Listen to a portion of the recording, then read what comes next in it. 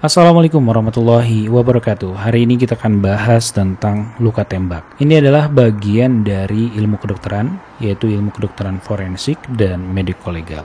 Apabila seorang dokter forensik menjumpai kasus luka tembak, ada beberapa hal yang harus diperiksa dan ada beberapa hal yang harus dikerjakan. Yang pertama adalah pengamanan dan pengumpulan barang bukti. Jadi barang bukti di TKP itu harus diamankan dan harus dikumpulkan. Jangan sampai ada barang bukti sekecil apapun itu hilang atau dihilangkan atau pula dirusak gitu ya. Lalu yang kedua, dokter akan mengenali apakah itu sebuah luka tembak. Karena luka itu memiliki ciri khas masing-masing ya. Luka tembak seperti apa? Luka sayat seperti apa? Luka bacok, luka tusuk, luka bakar, itu semuanya memiliki ciri khas dan bisa diinterpretasikan. Lalu yang ketiga, dokter akan menentukan luka tembak masuk dan luka tembak keluar. Jadi saat anak peluru itu masuk ke tubuh, itu pertama bisa bersarang di tubuh ataupun bisa juga keluar. Luka saat peluru itu masuk, itu akan berbeda dengan luka saat peluru itu keluar dari tubuh. Nah, dari sini kita bisa melihat dari mana nih orang menembak korban ini. Dari depankah atau dari belakang ya, ataupun dari samping.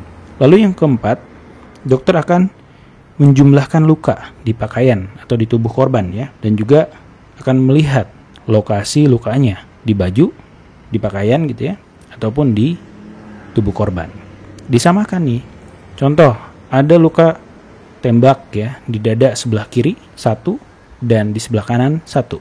Ini disamakan di baju juga di tubuh korban. Baju ini bisa memperlihatkan ya keadaan korban saat itu, saat kejadian. Contoh, selain ditembak ternyata ada penusukan. Nah, di baju juga pasti ada bekas tusukan gitu ya. Ada robekan, bekas benda tajam. Oleh karena itu, ya tadi itu barang bukti semuanya yang ada di TKP ya, tempat kejadian perkara, itu harus diamankan dan dikumpulkan. Lalu yang kelima, dokter akan memperkirakan jarak dan arah atau sudut tembakan. Nah, ini juga bisa diperkirakan jarak tembakannya berapa jauh sih dari korban gitu ya. Apakah senjata apinya menempel gitu ya, menempel di badan korban atau dari jauh ya dengan jarak kurang dari 15 meter atau lebih dari 15 meter. Itu ada ciri-ciri khasnya. Lalu dokter juga bisa lihat arahnya ya tadi itu. Kita lihat nih, anak pelurunya masuk dari sebelah mana gitu ya. Luka tembak masuknya di mana? Luka tembak keluarnya di mana? Kalau tidak ada luka tembak keluar, kemungkinan anak pelurunya ya bersarang di dalam tubuh korban. Lalu yang keenam, dokter akan menjumlahkan tembakan yang dilepaskan ya. Semuanya akan dijumlahkan. Lalu yang ketujuh, dokter akan menentukan ada tidaknya ciri-ciri khas dari sebuah pembunuhan, bunuh diri, ataupun sebuah kecelakaan ya. Jadi harus dipastikan, oh ini korban pembunuhan. Itu ada ciri khasnya. Ini korban bunuh diri. Ada ciri khasnya juga gitu ya. Makanya kita harus periksa semuanya. Barang bukti yang ada di TKP itu akan menunjukkan keadaan saat kejadian. Lalu yang kedelapan, dokter akan menentukan luka yang menjadi penyebab kematian. Contoh, ada luka tembak di lengan, tembus, dan tidak ada luka yang lain. Korbannya meninggal. Meninggalnya bukan karena tembakan tersebut. Akan tapi kalau anak peluru menembus tubuh ke paru-paru, ke jantung, ini sangat mungkin menyebabkan sebuah kematian ya. Kalau hanya ada luka sayat di tangan, lengan atas gitu ya, terus ada luka tembak di area paha. Nah, yang mungkin menyebabkan kematiannya adalah luka tembak di paha. Karena di paha ini ada pembuluh darah besar. Kalau pembuluh darah besar itu pecah, maka darah akan keluar banyak, korban akan meninggal. Lalu yang kesembilan, dokter akan mencari anak peluru dan juga benda-benda yang lainnya gitu ya.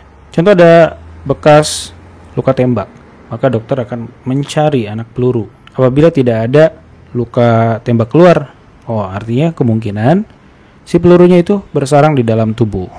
Terus ada luka sayat, maka kita cari tahu nih di area TKP apakah ada benda tajam atau tidak. Nah, semuanya ini akan dicari. Lalu yang ke-10, ada pemeriksaan khusus ya. Contoh sidik jari. Ini sidik jari dari korban ataupun dari yang melakukan ya, pelaku ya. Jadi sidik jari yang ada di TKP itu akan diperiksa semuanya. Lalu golongan darah itu juga akan diperiksa. Lalu ada pemeriksaan histopatologi ya. Nanti di situ diperiksa, ini ada bekas tembakan gitu ya. Dari hasil histopatologinya begini. Nah, itulah adalah pemeriksaan khusus. Lalu dokter akan membuat sebuah laporan otopsi apabila sudah dilakukan otopsi, yaitu visum et repertum. Dan yang pasti dokter juga akan diminta kemungkinannya ini karena benda apa? Karena senjata tajam kah luka-lukanya ya? Ataupun karena senjata api. Dan kasus yang kita bahas adalah luka tembak, artinya berarti ini dengan senjata api. Tapi nanti kita akan cari tahu senjata apinya adalah tipe apa, pelurunya seperti apa. Nah, itu akan dicari tahu juga.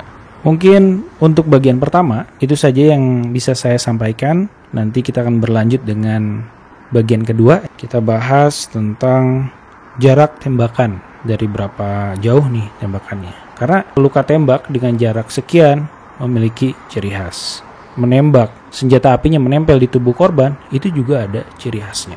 Oke, terima kasih. Assalamualaikum warahmatullahi wabarakatuh.